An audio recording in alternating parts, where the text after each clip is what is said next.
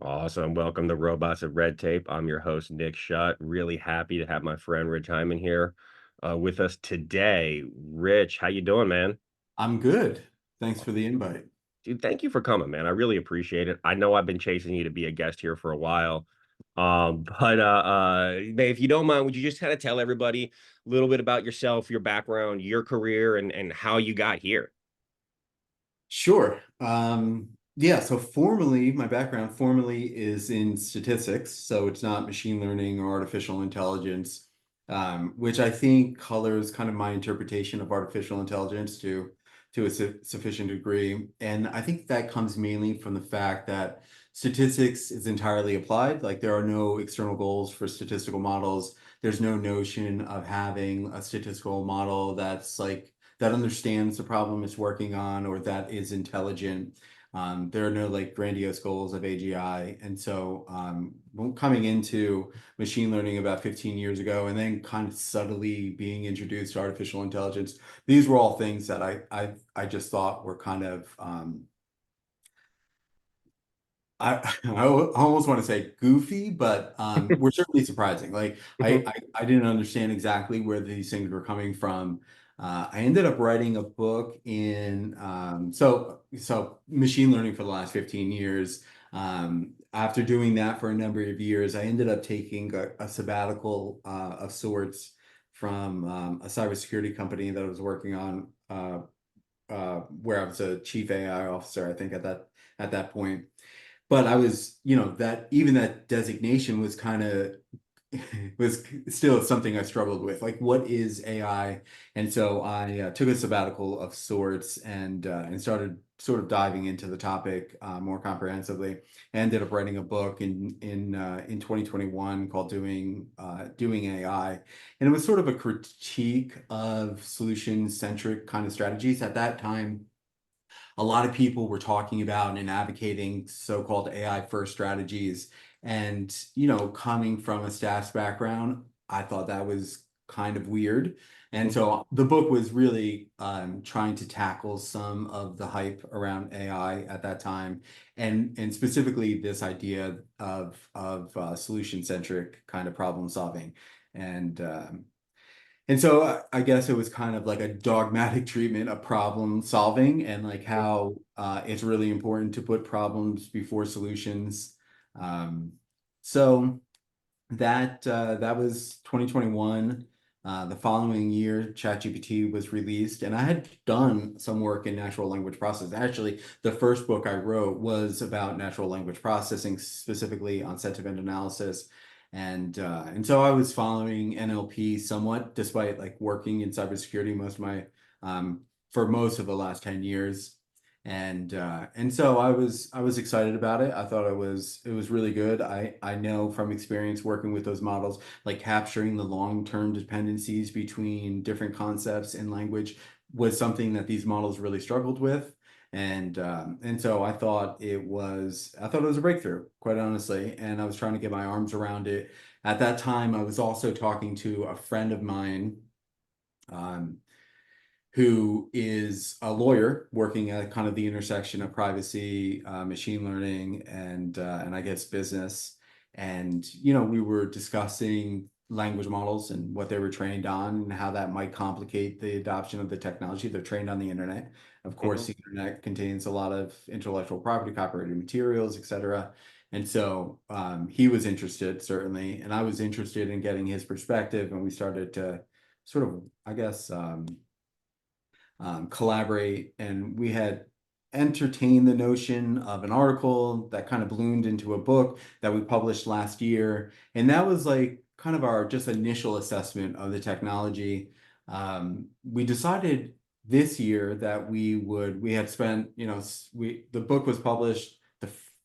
This book was called More Than You Asked For, was published last June or July. We spent all of last year working with the technology. And so we came back to the book early this year, and that book, More Than You Asked For, was kind of a light treatment. I think it was about 20 or 25,000 words. And so we thought we would do a comprehensive sort of examination of the technology and what it was and what it wasn't, and ultimately like the complications of adoption, or even the complication of not adopting Mhm. the technology. And so that led to the book that's coming out in the next couple of days, actually, and it's titled Generative Artificial Intelligence Revealed. It has a long subtitle. I forget what Mhm. that is exactly.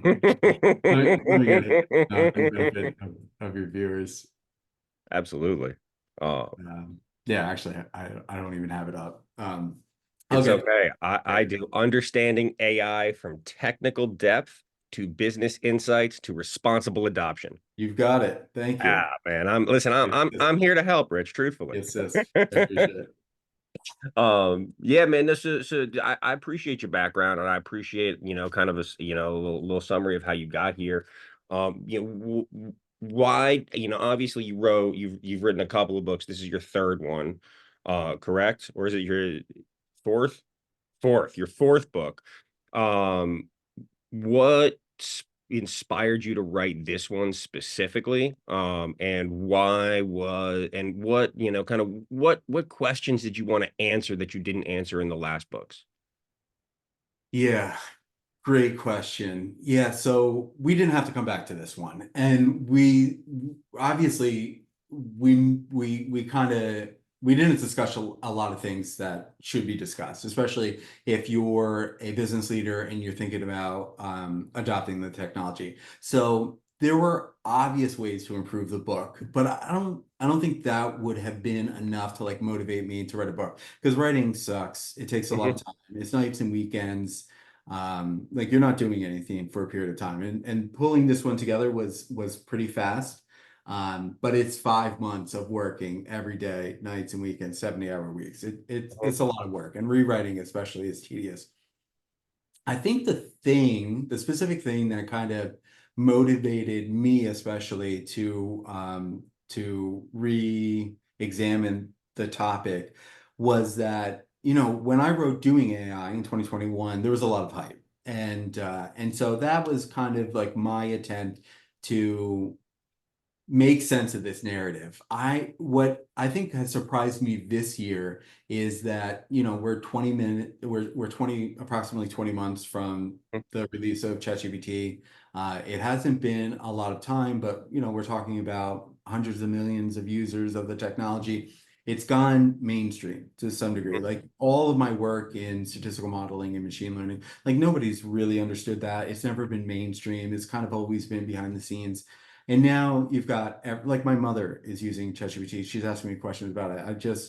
It has gone mainstream. mhm, Despite that, there's a lot of skepticism. And so I think why I wanted to write this book especially is because there are these conflicting narratives. There's certainly like the people on one side who are hyping the technology. They're a little disingenuous at times. Some of them, like the effective acceleration group, I don't know how familiar you are with like the narratives in AI, but effective acceleration believes like innovation is all we need, and I think innovation is important. Economic benefits from technology and productivity gains, potential productivity gains are important. But on the other side, there are like these AI doomers, and they talk about X risk, existential risk. They talk about P doom, the probability of like doom, and they seem to me to be largely unhinged. Like they're mhm, not looking at the statistical models for what they actually are. They're creating these like fantastic kind of thought experiments of what the technology could be. Then you have another group, the skeptics, who are like, I don't know how closely you followed this, but like Sequoia recently wrote an article about like the $600 billion question, where's the revenue? But they're creating kind of like these artificial timelines of how quickly companies should generate revenue.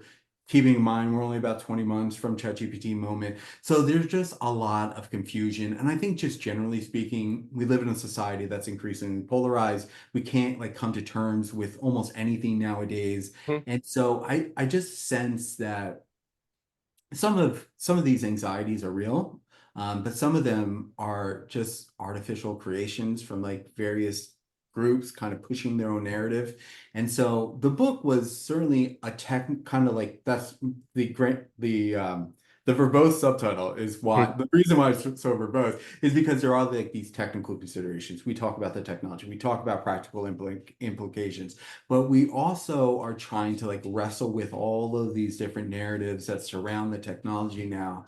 Hmm. And I think that's what like kind of motivated me. It wasn't just like the technical considerations of the technology. It was that organizations, I think, are feeling a little overwhelmed and confused and anxious, and they're Hmm. just trying to make sense of what is already very inscrutable technology, but it's also within this like societal envelope that I think has really complicated things.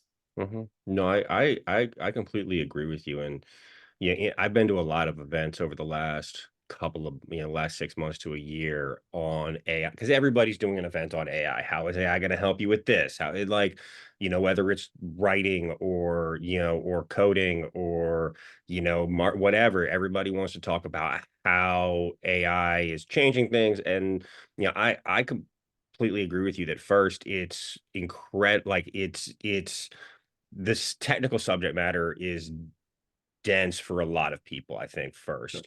Like folks that are not like yourself with the mathematical statistical backgrounds, for it seems like magic to a lot of folks.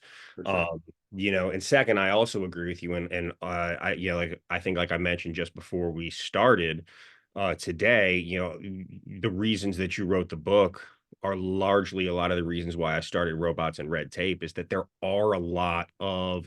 a lot of people out there that have a lot to gain by getting people to believe certain things about AI first. And then second, there's a lot of people out there that are trying to, put that would like it if we could put it, put things back in Pandora's box, right? But that's not how this works. For sure. That's just not it's not feasible to kind of roll back. And one of the things that interestingly that I hear a lot of like questions wise at these events from people is how is AI going to take my job and what is it going to do to like how am I going to be displaced and negatively impacted? Because I think when you look at the rate of change over the last 50 years and its acceleration and continued acceleration, that adds to the uneasiness of society. And I think that could be part of why we're so divided and why there's been such a cultural backlash against other, and in a lot of different ways from a lot of different arenas. And so I love why you wrote it, man. Yeah, I appreciate it. Hmm. Yeah, salient observations. Yeah, I've made similar observations. I think the rate of change, yeah, it has increased. Hmm. But I think change itself just causes people to become anxious. And Yeah. like, we're some of like I went to college right when the internet started to take off. Now there are people that after me have been born after me who have just always lived with the internet. Hmm. And so but specifically they've only known the internet as being like one thing.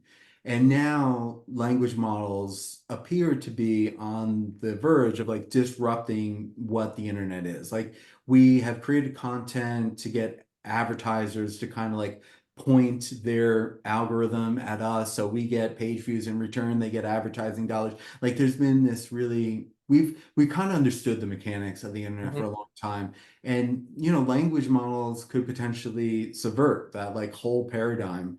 Hmm. Google itself could be different, like that is just part of our lingua franca. Like everybody Yeah. talks about Googling things. Now are you going to chat GPT things, or are you going to Hmm. like, and so I guess my point is there's change on the horizon. I just Yeah. think that is part of it. Like it's Hmm. just found like we as people are just foundationally uneasy with change. Yeah.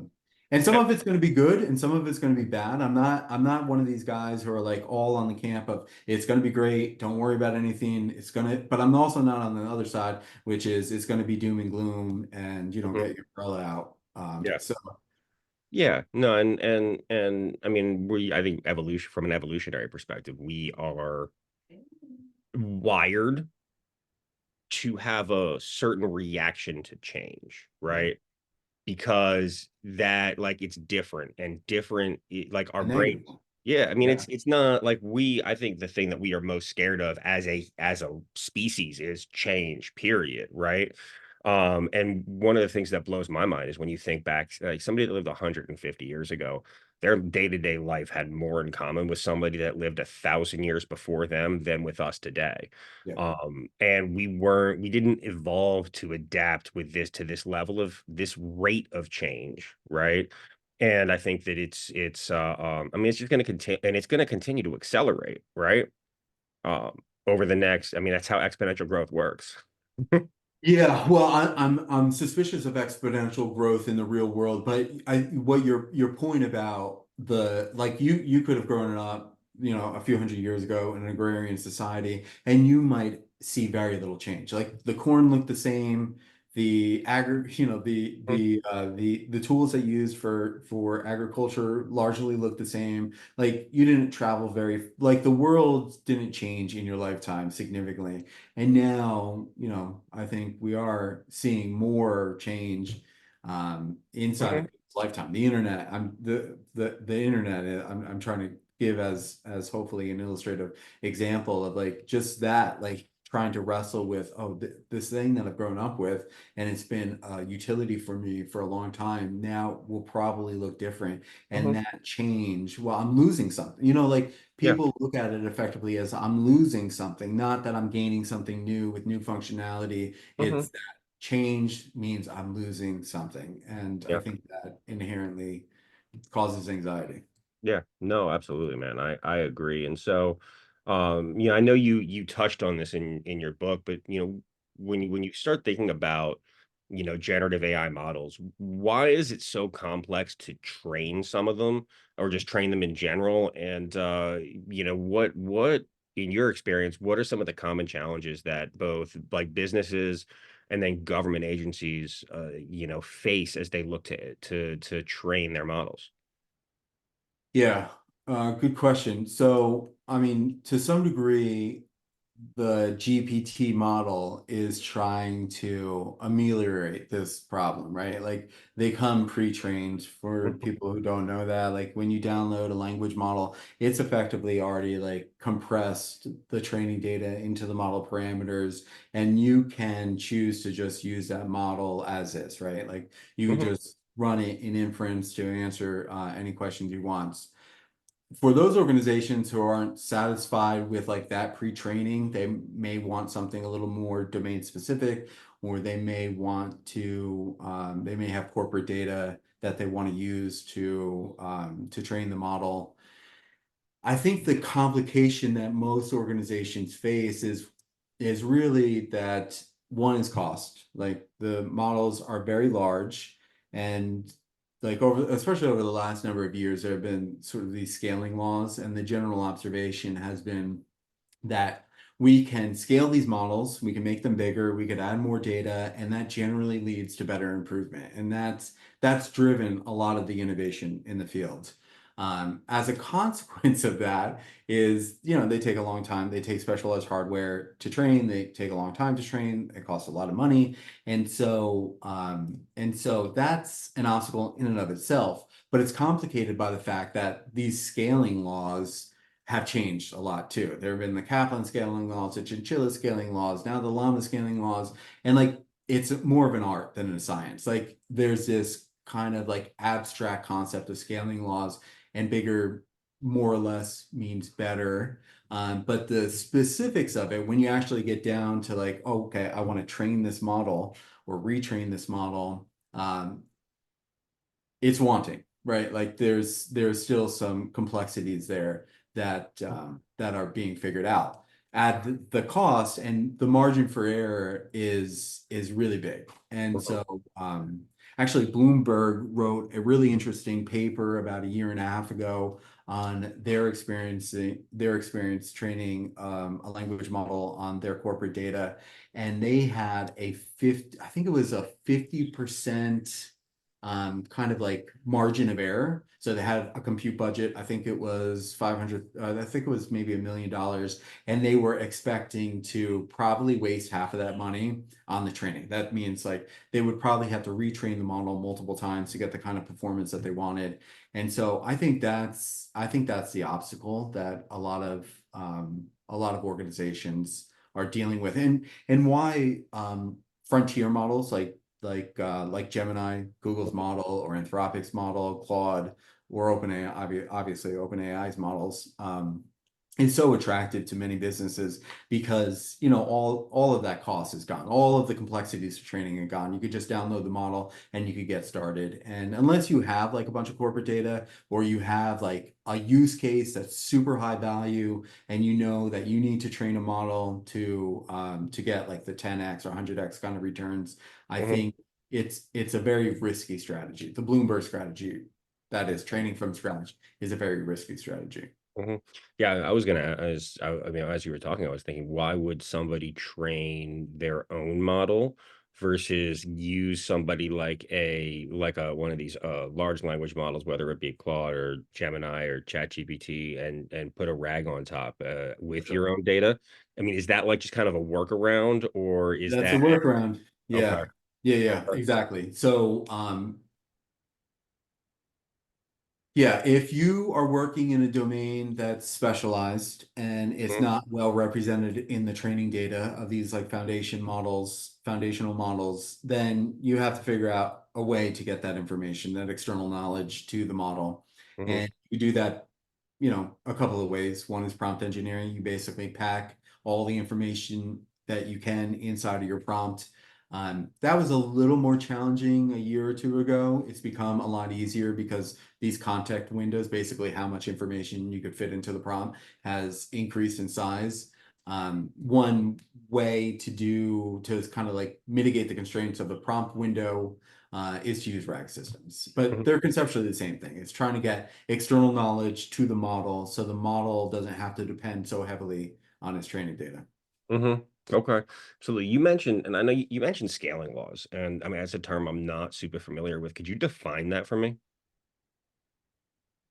That's, I mean, they're yeah, I don't know if there's a formal definition. In fact, the law itself has taken on a couple of like interpretations over the last couple of years. It generally means kind of like two things simultaneously. One is that by making a model larger and training it on more data, you're generally going to see better performance. So the model is going to have improved performance.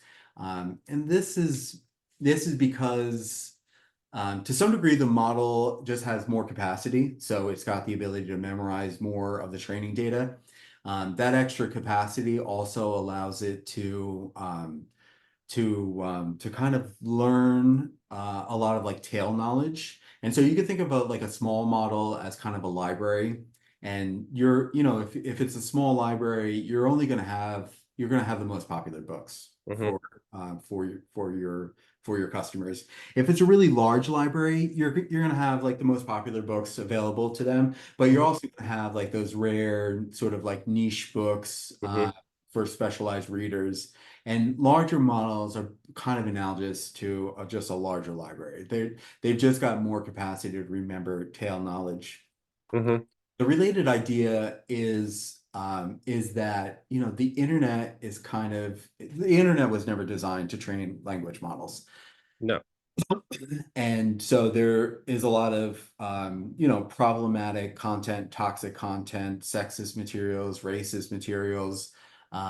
There are also yeah, let's just limit it to just like problematic content. And so, this is noisy information. And so the other idea of scale kind of suggests that at scale, that noise kind of washes away. Mm. And so that's maybe another motivation of using just like really large models is it washes out some of the noise. Okay. No, I appreciate that, and no, it makes a lot of sense as you explain it. By the amount of information that's going into the system, kind of. it can improve the overall performance. And dovetailing into my next my next question is, I would also assume probably does a better job, or I would assume the margin for error and the number of hallucinations are going to be smaller with the more data you have. Uh, or is that my ignorance? Yeah, that's a good question. I don't know if I've ever seen somebody look at that question. Um, it's conceivable from the perspective of memorization. Larger models will memorize more of the training data, assuming the training data is representing accurately representing ground truth. You could imagine, conceptually at least, that it would hallucinate less. The ability for it to capture tail knowledge also, or at least conceptually, I think suggests that scale does positively impact the degree or the frequency of hallucinations. I can't say absolutely whether that's true.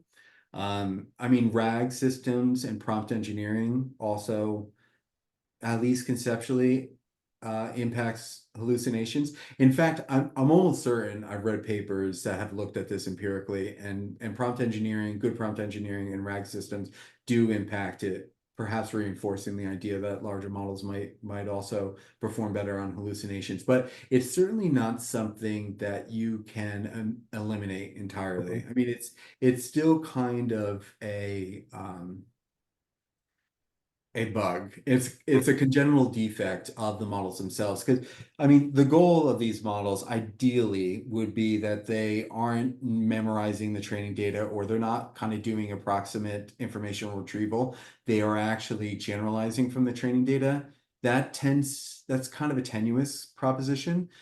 But hallucinations are really the model kind of generalizing from the training data. When that training data, like whatever task you're working on, is underrepresented in the training data, I think that's when the generalization gets really tenuous, and um, you have I think a larger propensity for the models to hallucinate. And the way I like to intuitively explain this is, if you go to Google and you search for something and you get no results, or you get like 10 results or 100 results, that kind of search query Hmm. represents something that is underrepresented on the internet. And language models, since they're trained on the internet, they kind of behave in a very similar way. And so those questions or queries or tasks might be the same kind of thing where language models struggle and may hallucinate.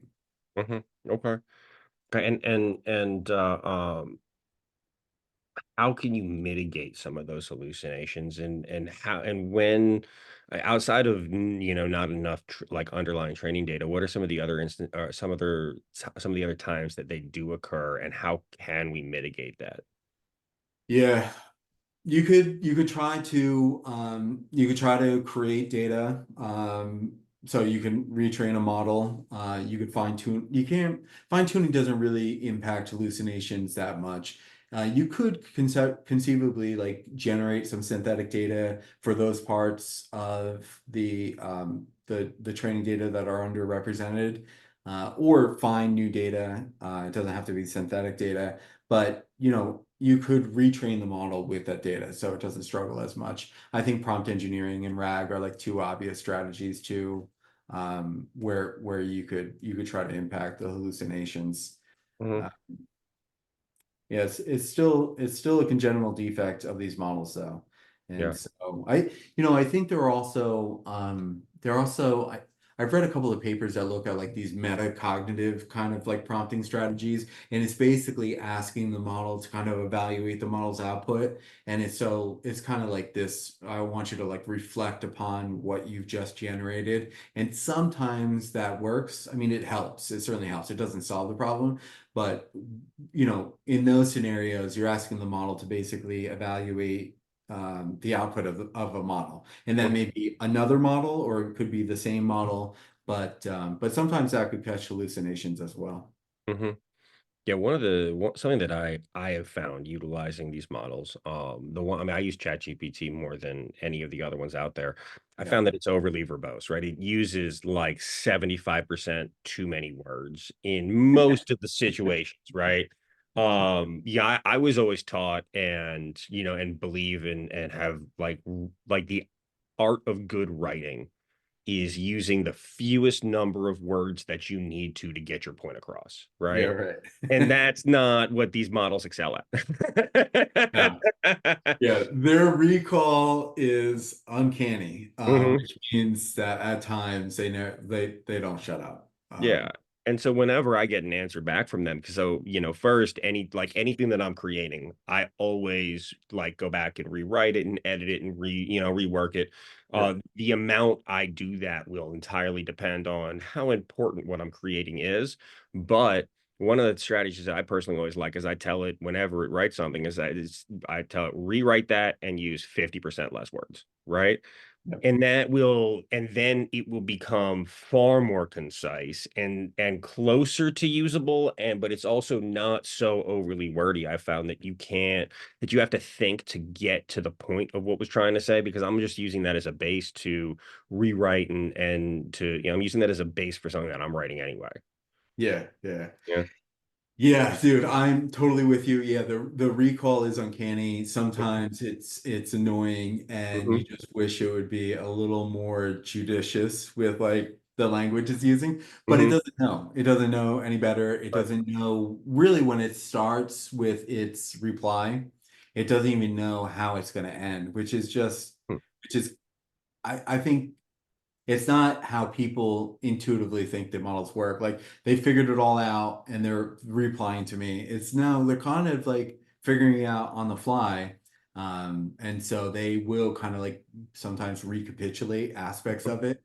Um, Famously or infamously, Sam Altman shared his system prompt. I don't know if you're familiar with system prompts, but in ChatGPT, you could go into your settings and establish a system prompt. And it's just basically like who you are, because the like personification of the models is really important. Like Hmm. what you want the model to do is answer the question for you. And so if the model has some information about who you are and the kind of questions you like from the perspective that you're interested in pursuing, it does a better job at creating content. Um, Altman's CEO of OpenAI, right? His system prompt was based, I forget what it was, but it was something effectively like be concise, Hmm. which I think is a bad strategy for the model. You certainly don't want it to be terse on the onset. Like it's almost better, at least this is kind of like my intuition. It's Hmm. good for the model to be verbose up front and then you compress afterwards. Because what the language model is doing with that information is it's you're kind of like navigating its internal representation. You're kind of like going through a maze. And the more words models generate and the more words you give it, the easier it is to like navigate that internal sort of the internal representations of the models. And but telling it to be, telling it to be concise doesn't do you any favors. Hmm. Um, so what I usually tell people to do is, let it use the default behavior. It's chatty. You want it to shut up most of the times, but let it do that work. And then downstream, like once you're satisfied with whatever like work product it's produced, is Hmm. then ask it to like compress it, like Hmm. whatever it looks like to you, make me bullet points, reduce the amount of Yeah. text by 50%. Mhm. And generally that leads to better performance. Mhm. Oh, I'm glad I accidentally stumbled upon it. And I do like what you said about how it never knows where it's going Yeah. when it starts, because I'm not gonna lie to you, Rich. That's most sentences that I come up with. I have no idea where we're gonna end. My mouth is taking us on a journey. We're all gonna get there together at the same time, right? Right. It's how I've gotten in trouble with things that I've said over the years. You know. That's So a dangerous strategy. hey man, listen, it's been working. It's been working so far, mostly, I think. So what man, as you think about some of these, these I know we've talked a lot about general and large language models and as you contrast some of those, I know you brought up Bloomberg earlier versus like the domain specific or smaller models. Yeah, how can you like what's the performance difference there? What are the upsides and the downsides to both? Yeah, I mean, bigger usually beats smaller. Mhm, The scaling laws have changed a lot, and so now we are training somewhat smaller models with more data. And that's like, early on, what like the basically like the ratio of tokens to parameters were pretty low. You would mhm, have maybe one token, which is just a token is a partial word. You could think of it as a whole word for training a language model. And you might have like a few parameters, and a parameter is just the parameter of the model is actually the thing that gets adjusted during training, and they're just weights of the model. But now, like, you have, I mean, one to, let's say, two or three, a token to a parameter, early days scaling laws. Then it went, from a token to a bunch of parameters. Now you have, like, for every token, you might have, hundreds of tokens. And so they've what I guess, like, the general observation is that it's still bigger is still better, but now we're training smaller models on more data. And so it's still more compute overall, mhm. but there's been kind of a shift. Yeah. We'll see if that holds or what that looks like with GPT-5. There's some speculation that that's going to be like a multi-trillion parameter model. Um, Okay. um, That's incredible. but but generally speaking, size still matters. Bigger is better. Absolutely. And I mean, I would assume that they're going, and I would assume, and this could just be my personal ignorance, is that when you like there are absolutely places that need a like domain specific model or one Okay. that has never been, let's just say, never been connected to the internet. Some places that, you and I both know here in the DC metro area that I'm sure they are looking at things like this. Whether it's folks here in McLean, up in Maryland, some folks over in Bethesda. I'm sure there are some of them, but like also I would think that some of these folks like elite, like the legal space, right? Where, or, and one of the things that I worry about with my background in mental health also, or my business ventures in mental health as well, is like you start thinking about healthcare and healthcare concerns, Yeah. and HIPAA and potential HIPAA violations. But then, yeah, I would assume that there are places where some domain specific is going to be helpful. Um, but I still wonder why, like, can you get a local version of some of these larger models Yeah. and never have them connected to the internet and then feed your own training data into them? Is that a solution, or is it like, do these places need to build them from the ground up? But Yeah. Yeah, definitely. No, there's a very vibrant open source community there. I mean, you could go to Hugging Face right mhm, now, and there are hundreds of models available for you to download. Many of those models are available. Open source. Some of the open source models are open source with like weird caveats, so you have to kind of like dig in to the different licensing agreements on these models. But yeah, I understand what you're saying. So in those scenarios, yeah, I mean, you're going to have corporate data, sensitive data that you never want on a server at Microsoft or Open Google, OpenAI, et cetera. I think the government specifically, I'm sure there are going to be language models that are going to be available on I think it's GovCloud. I mhm, know there are like these clouds that are yeah, available just to the government. mhm, Probably like classified versions of those as well. And yeah, you could certainly train very domain specific models. I guess I would just caution in two directions. One is like the very domain specific models is what we've had historically in natural language processing.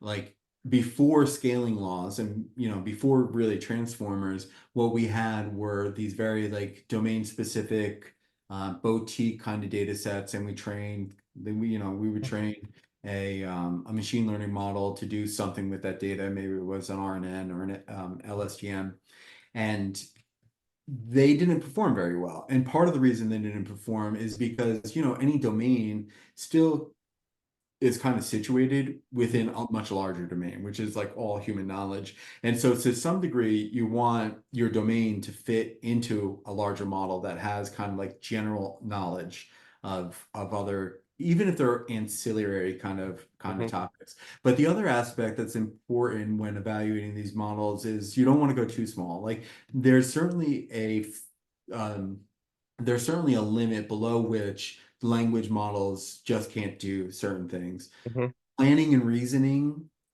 which is always kind of a challenge, I think, with language models because they're not trained to plan things out or to necessarily reason, um, is totally absent below like 7 billion or 13 billion parameters. And so, even though the inference is really favorable, like super cheap on Hmm. really small models, you don't want to go so low that you miss out on like the capabilities of a model's ability to like plan and reason. Hmm. So there are always like these effectively trade-offs, right? Like when Yeah. evaluating the size of the model versus the kind of performance that you see in the specific domain that you operate in. Yeah. How could you train a model to reason or to plan?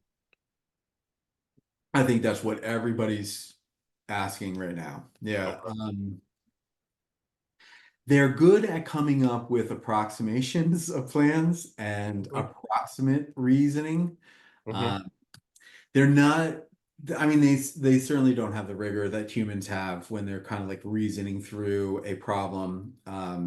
There are some mitigation strategies, chain of thought. There are advanced prompting strategies like chain of thought, that allow models to plan out basically how they're going to respond before they respond, and that generally improves performance. Agents generally improve performance with respect to reasoning, effectively because they're getting feedback from other tools. Hmm. Say they're compiling code, they're getting feedback from the compiler, whether it compiled or not, and they're using that information to update. And so there are strategies, I think, that there are also, maybe you'd have like an external planning model that could give the model some guidance on how to plan or how to reason through a problem. But they're all preliminary, I think, at this point. There's no, you can maybe even train it with intermediate steps or fine tune a model with intermediate steps. But Hmm. right now, um, yeah, I think that's what people are looking for. Many people are looking to build products that are better at planning and reasoning. Hmm. Yeah. No, and I think it's a fascinating thought. I don't know. Yeah. I don't know. I mean, what are some of the barriers to developing that? Um, well, I think it's a congenital defect of models. Like these models are designed to predict the next token in a sequence. Hmm. They're not designed to create plans, like comprehensive plans or like a 14-day itinerary across Europe. Going back to the point we made earlier about language models not knowing exactly how they're going to finish their generation kind of underscores some of the complications with planning and reasoning. Hmm. Uh, but so I think that's just a congenital defect. Hmm. You could, like I was saying earlier, you could maybe tune them um, to understand not just inputs and outputs, but maybe inputs, a bunch of intermediate steps, and then outputs. Hmm. Um, but I think they're all provisional. Like there are dozens of different strategies that people are taking to improve their performance and reasoning, Hmm. and the jury's still out on I think which one is going to be the best. Hmm. Yeah. So we'll see. It's also complicated by the training data itself. I think ironically is that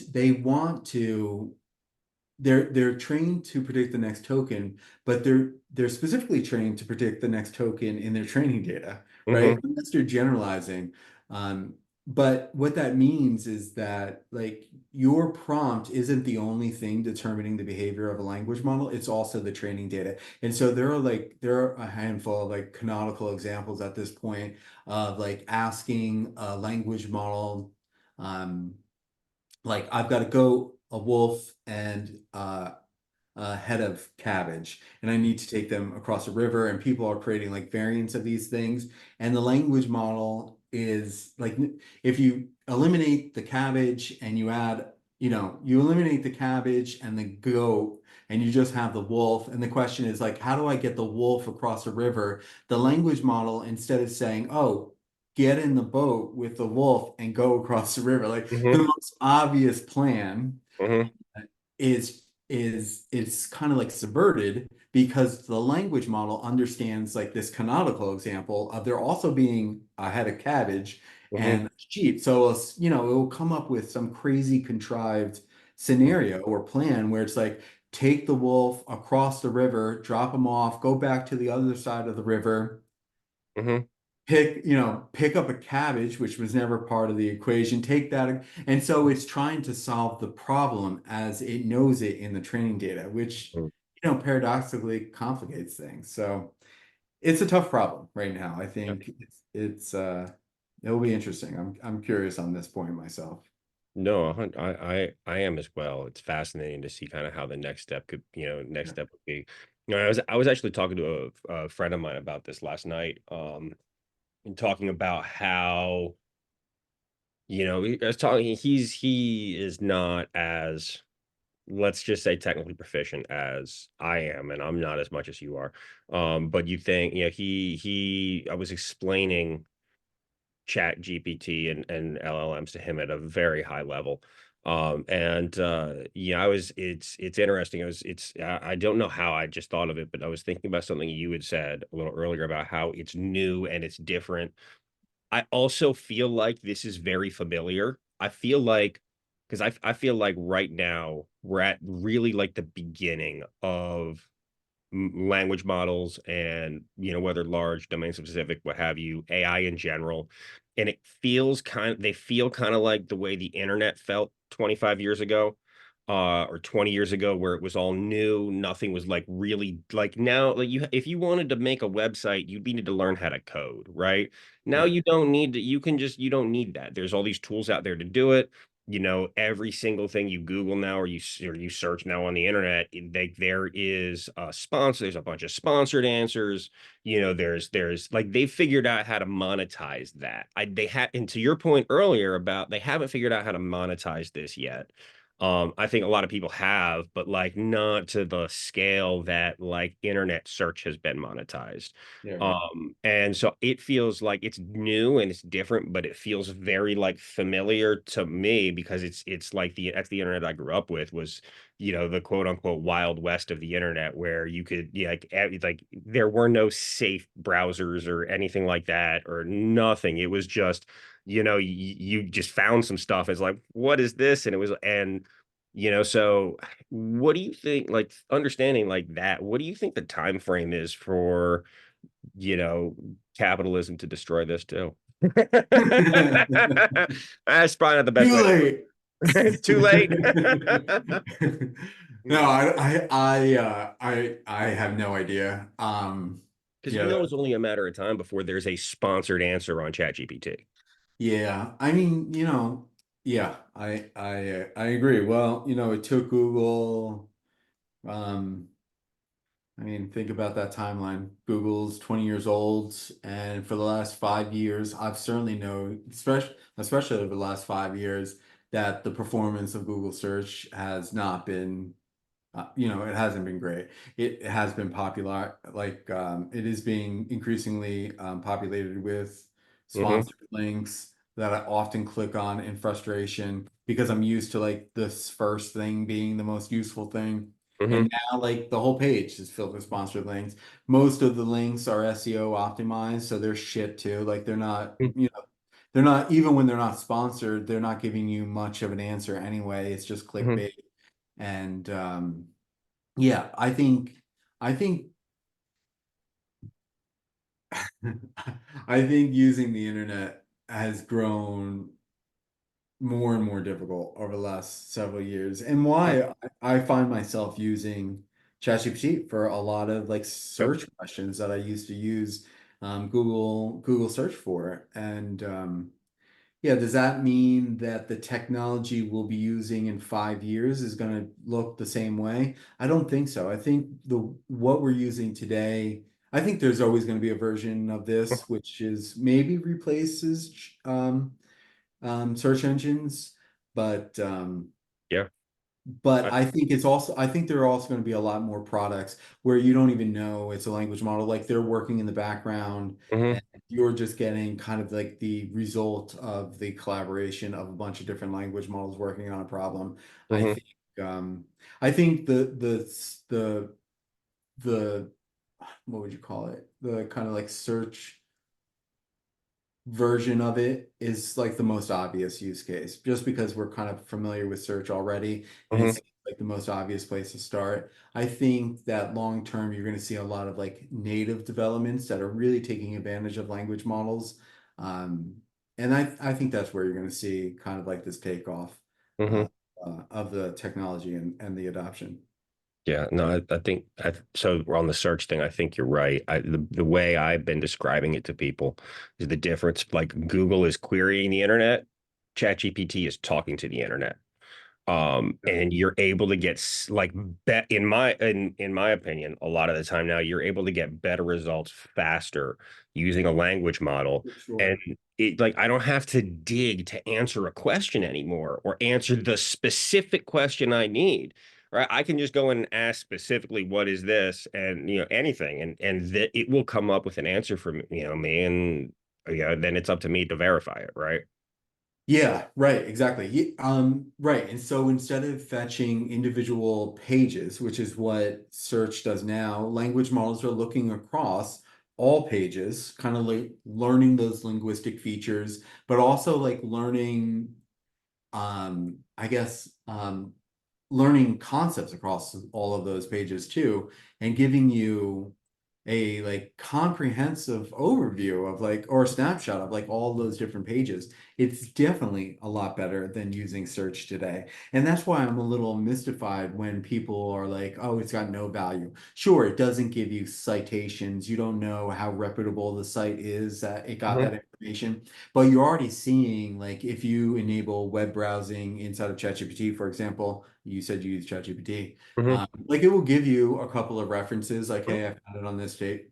I think that's just the start of it. I I think agree. over time, you're going to see it grounded like more heavily on individual web pages. And that may be like an advertising sort of revenue model similar to Google, like how Google search has been able to monetize search that these companies end up using, and it's going to be better for the user. Um, Hmm. Yeah. but better for the user, I think, is more like the most salient point. Some people kind of get bogged down in these esoteric sort of debates about the technology, and I don't know. Yeah, Hmm. just delete that last part from in post production. See what I can do, man. I'll see what I can do. What how do you think it's going to um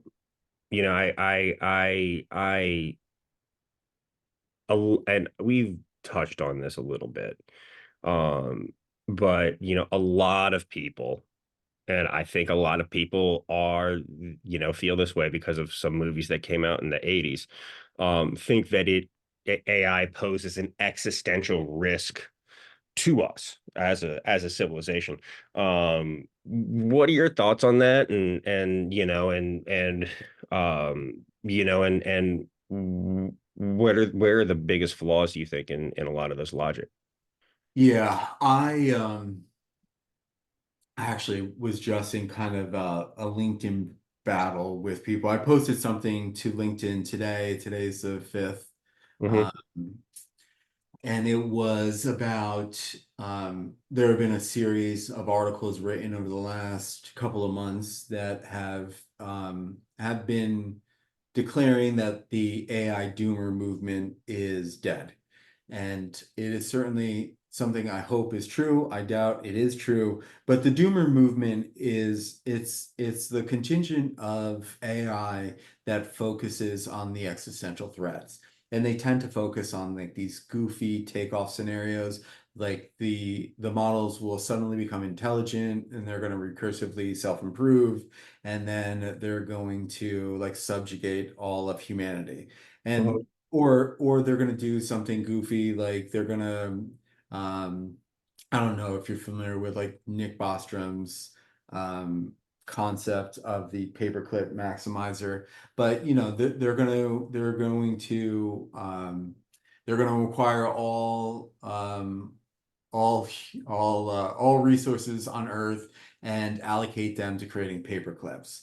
And they're just like these unhinged scenarios that are Mhm. predicated on like clever rhetorical tricks and thought experiments.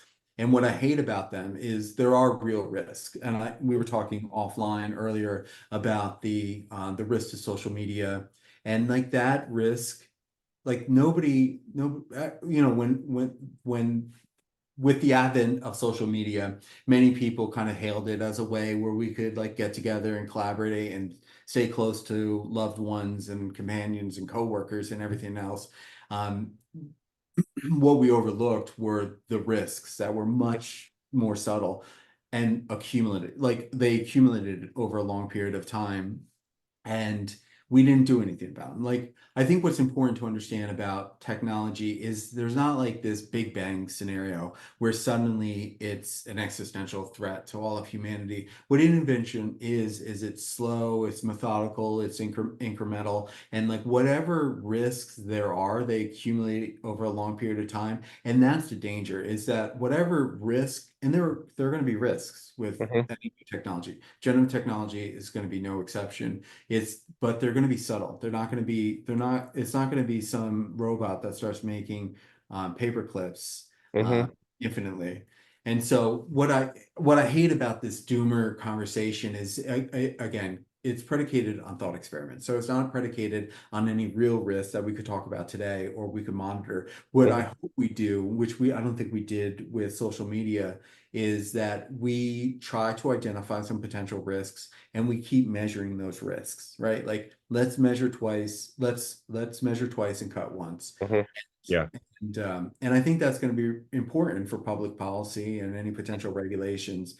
And we need not get distracted by these like doomer scenarios that are predicated on, you know, fantastic kind of thought experiments. Yeah, man. And I think that first, it's ridiculous that AI is going to make all the make robots, use resources to make all the paper clips. We Yeah. already know Microsoft made the best paper clip. And Clippy.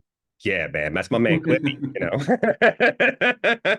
Yeah, man, Clippy's amazing. I love Clippy. But in all seriousness, I think it's fascinating to look at some of these, it's fascinating to look at the technology waves of the past and like do lessons learned on them. And actually, I don't know if you saw this, but like 2 or 3 months ago, the Surgeon General just released an article. He put an article out, and I think it was the New York Times, um, calling for a Surgeon General's warning being added to social media the way it has been added to cigarettes and like tobacco products and I assume alcohol. I don't know, other things as well because of the very real mental health risks that children have, that children experience by being on a platform that is designed to keep you engaged and designed to give you dopamine hits and keep you engaged. And like, you want to talk about damage in AI, like I would assume that a lot of those algorithms that have been written, whether it's Facebook or Instagram or TikTok, who's the best, I mean, all of that is, a different form, not necessarily generative, but it is designed to manipulate your brain chemistry for their profit. Yep. And it's as somebody who has a young child, it's terrifying when you start thinking about how some of that, how it could work and what the potential downsides of this are. Um but I don't think, using all the world's resources making paper clips is one. Yeah, it's it's frustrating. Yeah. Yeah, but the way, yeah, I agree with you. The way I've been thinking about the risk is the whole doomer scenarios, I think are, we could probably dismiss those. There's no evidence. Like these models were never designed to acquire consciousness or awareness. They don't understand anything that they're doing. Like all the prerequisites for like these takeoff scenarios are just absent. And we always need to keep in mind like these models were designed for a very specific task. In this Mhm. case, predicting the next word in a sequence. And it's important to always remember that because it's hard for technology to then be something totally different, which is like, oh, well, it poses some existential risk because of this. And it's Mhm. like, well, that isn't what the model is. It was never designed to do that. And so you've got to be a bit credulous to like accept a lot of these doomer scenarios. That's not to say that there are no risks, however. And I think what we're doing right now is we're kind of like conflating some of these like existential threats with all threats. And my worry is that we're going to overreact Mhm. and we're going to regulate the technology and it's not going to be on anything real. And there's kind of like this temporal kind of dynamic happening, I think, with risk is where similar to Amara's law. I don't know if you're familiar with Mhm. Amara's law, where we tend to overestimate the impact of technology in the short run and underestimate. I think there's something from a risk perspective that's equivalent where we might be overestimating the risk in the short term and we're going to underestimate the risk in the long term. Um, and that I think that's something we need to keep in mind when we're thinking about the risk. It's not it's that the risk today, we don't know what the risk today is. And we certainly we can't reliably say that it's based on these existential kind of scenarios.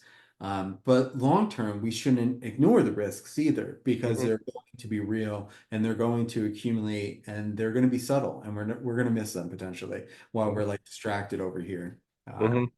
So Absolutely. What do I mean, you touched on this a moment ago around like regulation and over regulating some of this. What role do you think government should play in, how much regulation is the right amount in your opinion, and kind of where should that line be? yeah. I don't know. We certainly we dedicated an entire chapter to the book Mhm. on the legal landscape, the regulatory landscape, like what is happening today in Europe, specifically in Europe and the United States. We give a couple of examples of states, California, obviously New York, Illinois. They're all very active in the regulatory space. I haven't seen any regulations that I thought were especially good just because it is so early. And I don't know if this technology even knows what it wants to be yet.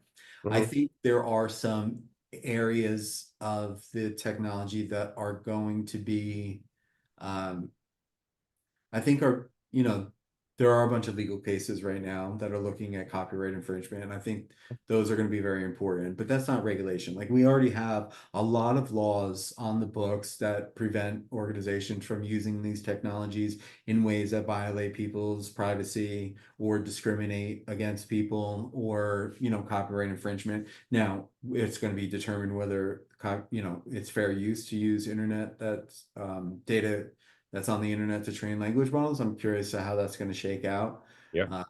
But regulations, I think it's still a little too early. And you've seen some of the pushback with SB 1047, which Mhm. is California's AI bill.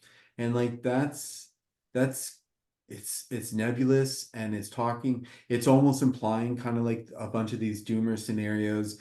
The closest they get to kind of codifying risk is associated with flops. So like the number of operations that that occur during training and it's not obvious how that relates to any specific risk. And Mhm. so I think these many of the regulations, I mean, they all kind of share a similar characteristic, which is they don't talk about specific risks. Hmm. And that's my problem. It's regulating today on these vague concepts of risk rather than specific risk.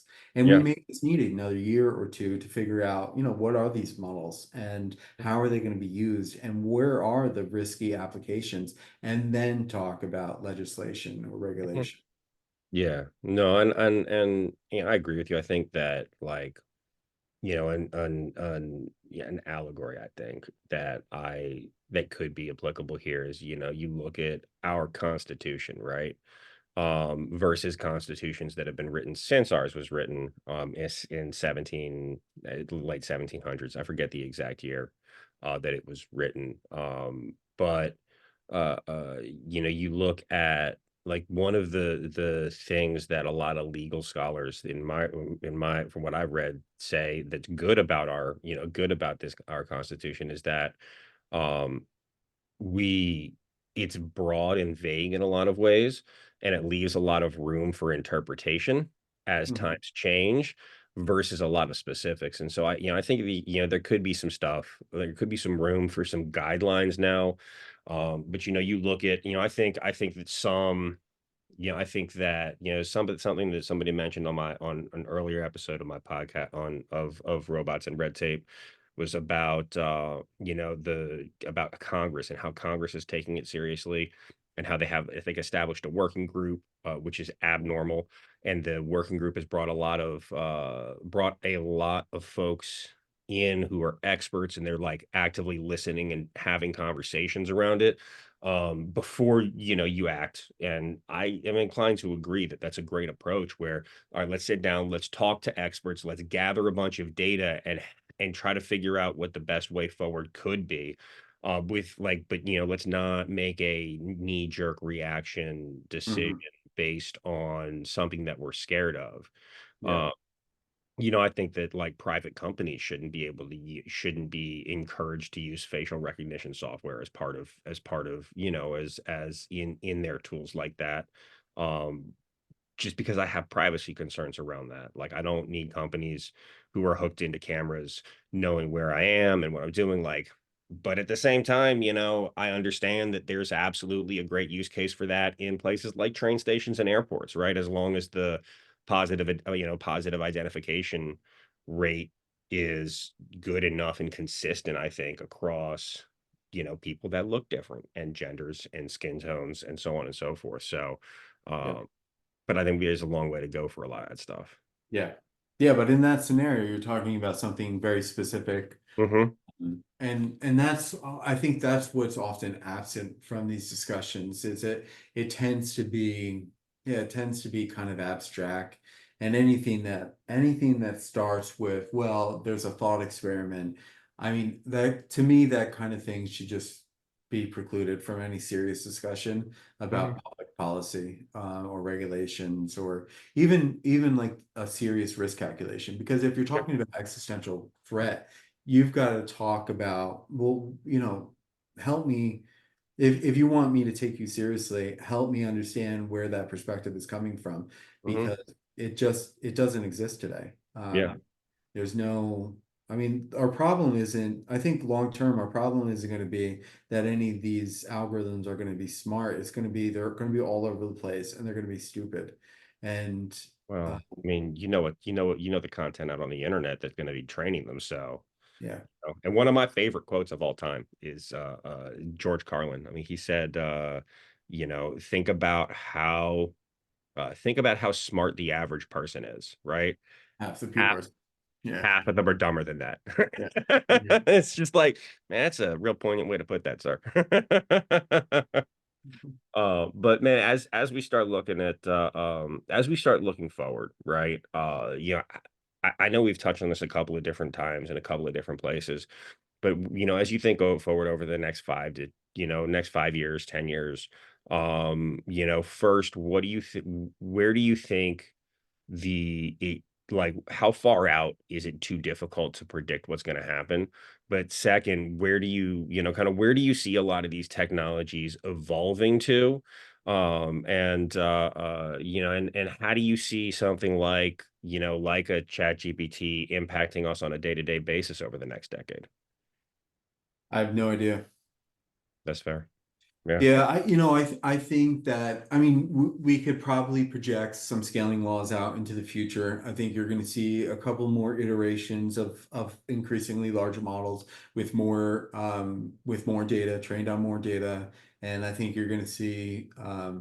I think there are going to be some diminishing returns. I think we're kind of asymptotically approaching perhaps the limits of these models, but I think the financial incentives are too large. We're going to squeeze everything we can out of scaling laws. I think after that, you're going to see the models. I think really right now, not many organizations have focused on data quality. I think then we're going to shift into this. Okay, we've kind of figured out the ceiling as it relates to scale. Let's start tinkering with data quality. And I think that could go on for a really long time. And so I think you'll see model improvement over the next 10 years. They're going to get better. Mhm. Uh, and so, they're not going to get better in a way, where a lot of these like takeoff scenarios where they're going to start to exponentially improve. None of that's going to happen. It's going to be linear. It's going to be pragmatic. It's going to be incremental. And I think people are going to start to figure out, these models, how they work, what complementary technologies are required. And we're going to start seeing more companies building products with these tools. Mhm. And it's going to slowly integrate into our lives, but it's not going to be this big boom. There's not going to be an intelligence explosion. So what we see today, I think, is going to look pretty similar to what we're going to see in a year. Mhm. And now projecting that out past a few years, I think is always a little tricky. But I think it's just going to be, you know I don't know. Honestly, I'm a little leery to say, only because I think beyond the next few years with scale is people are going to think there's always this jump. Like early internet, we're using internet early as an analogy. Like the early internet, nobody knew what the internet was. There's the famous like Good Day America clip where they're like, what is that sign? Like, what is that at sign? Like, what am I supposed to do with the internet? Is it to Mhm. send mail? Like people just didn't know what to do with it. We're Yeah. not, I think we're a little past that with language models. Mhm. There are a lot of users. I think people are getting comfortable with the technology. They're figuring out how to use it. But even like during the .com boom in the late 90s, what did we really do? Like we created a bunch of businesses that existed in the real world and we put them on the internet. I think with language models, you're going to see that. I think you're going to see language models that align with specific jobs. You already see that kind of in the Copilot model, where you Mhm. have models that align with software developers. I think you're going to see models that align with security analysts. Like this very skeuomorphic type of adoption strategy, I think is going to exist in the next few years. The same during that same time, we're going to figure out scaling. We're going to figure out better data quality. We're going to build complementary technologies. Beyond that, we're going to start to figure out how to use the technology in novel ways, not specifically like, oh, I'm going to create a co-pilot for everybody in my business, but now like, how can we use these things in new ways, Mhm. novel, native ways that complement the technology the most? And I think that's where it gets interesting. Mhm. But I don't know what that looks like today. Yeah. What I'm pretty sure of is, you think we're about halfway through this decade now. I think that there are companies that are going to be on the Fortune 500 list, in the AI space that are like the founders of them are in a garage somewhere right Very, now, figuring it, building something cool, right? yeah. And I think that really, we're about to watch an explosion. And I think there's going to be a boom similar to the 90s .com boom of a whole lot of, and we're already seeing it, of a whole lot of people jumping into the space without the fundamental understanding of what they're doing outside of just having the buzzword of AI. Yeah, And then for sure. second, Yeah. I'm sorry. Yeah, for sure. There's a lot of that today. Yeah, and then also, like, they don't have the data infrastructure in place to do anything with any of their data. And there's a lot of businesses out there that are like still running on at gmail.com domains, right?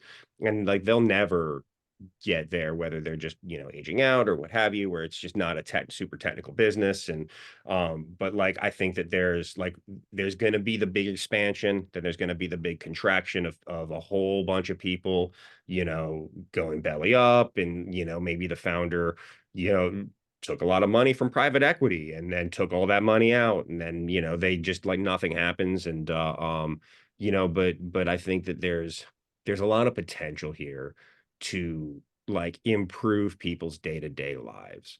And what it allow like how I use generative AI models now personally is it I don't have to write a lot of stuff from scratch anymore, right? I like not if I was writing a book by any stretch of the imagination like yourself, but like if I'm writing a blog post, I'm able to get myself 80% of the way there and only do the last 20% myself with a hands-on and making the point that I want to make. It Yeah. frees up my brain power because that's the most finite resource we have on a day-to-day basis is our attention and brain power to do the more consequential tasks that you can't automate and frankly the stuff that like somebody like myself or somebody like you bring to an organization. Like we don't bring like our ability to tactily, to at a tactical level execute a task. That's not why people want to work with you or with me. They want to work with us because we bring a lot of strategic knowledge in, and it frees me up to do the stuff that I'm good at. Yeah. And it frees up my time and it frees up my attention. And I think that like if we can continue to sit in that space where AI is going to do those things, I think it can add a lot of value, but it's figuring out how do you add a lot of value. Um, and I don't know if you saw the study. I forget who did it, but there was a study done on uh, productivity of employees those that use generative AI to do their job and those that don't. And the people that use AI to enhance their ability to do their job are 30 to 40% more productive than those who don't. Yep. So now I'm operating at 130, 140% of where I was. That just allows me to do so much more. Yep. But before we wrap up, man, any points you want to add? Um, just just one dovetailing I actually on what you were just talking about and how you kind of see maybe companies on the Fortune 500 um that you see maybe in the next couple of years, new companies, AI companies being on the Fortune 500. I think that's true. Um, and I think that's good for the United States. I think that's good for our economy. That may not happen if we sort of become enamored or entranced with like these doomer scenarios that are predicated on nothing but like rhetorical tricks and thought experiments. If we and I'm not advocating that we don't regulate, I'm just saying if we regulate too soon, we may not see that happen. And I'm a fan of regulation, just not regulation too soon. You got to figure out what the real risks are and monitor them carefully and don't forget about them. Mhm. And I don't have the numbers in front of me, but if you look at Europe, France, Britain, Germany, the top, I think it's like the top 100, maybe 200 companies, none of them have been created in the last 70 years.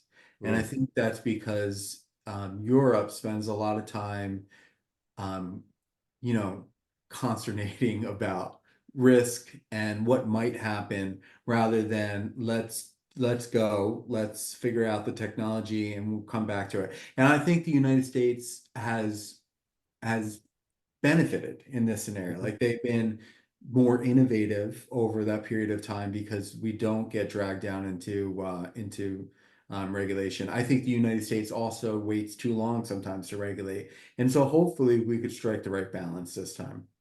Hey, I'm really hoping you're right, Rich. And man, Cheers. I really just want to thank you for coming on Robots and Yeah, Red. thanks again. Man. This has been a lot of fun. You know, everybody, Generative Artificial Intelligence Revealed is going to be out next week.